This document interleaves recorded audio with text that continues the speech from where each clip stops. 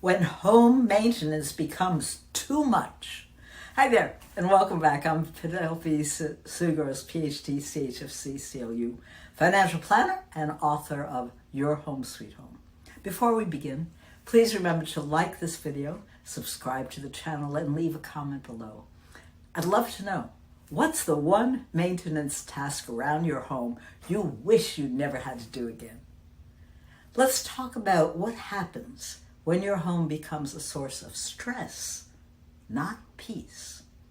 At some point, we all experience the tipping point, the moment where that little repair feels like too much, where the list of weekend chores, painting, fixing the porch step, cleaning out the gutters, feels heavier than it used to.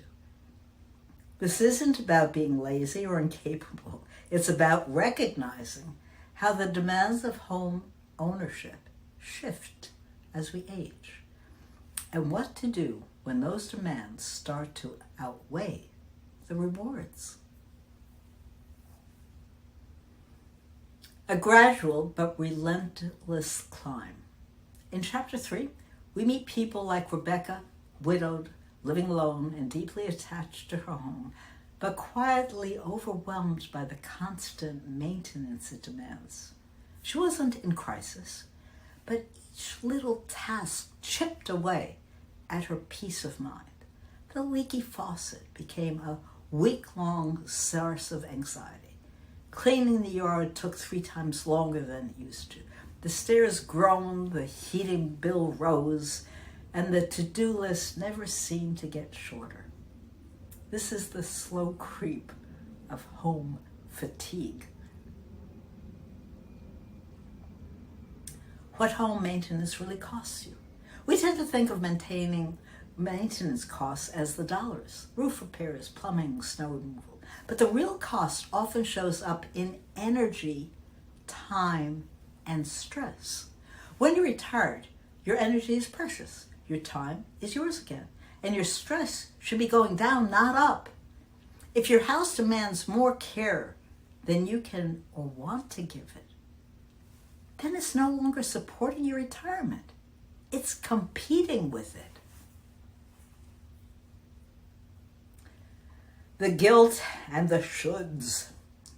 Many people feel guilty admitting that they're tired of taking care of their homes. This house raised my family. I should be grateful. My spouse used to handle all this.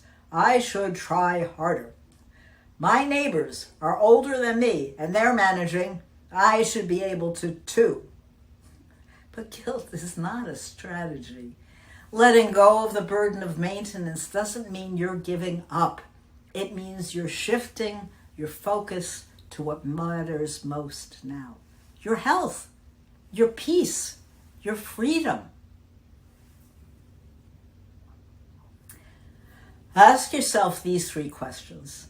Am I spending more time maintaining my home than enjoying it? Do I dread certain seasonal tasks like snow removal, yard work, or repairs? Have I stopped addressing maintenance issues because they feel overwhelming?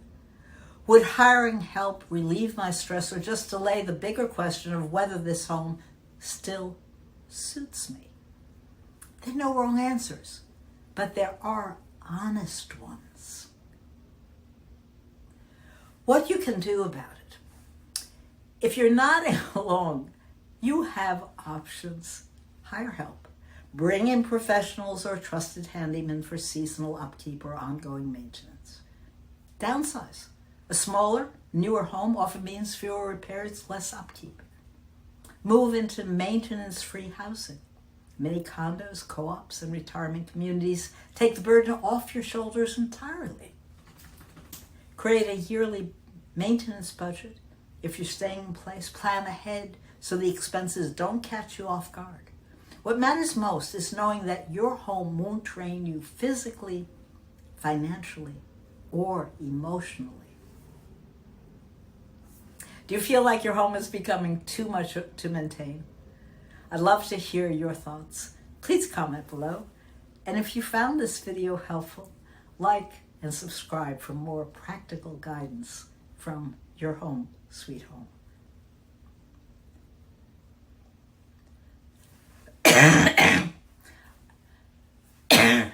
I'm Penelope Tzougros, and I want to help you make better decisions.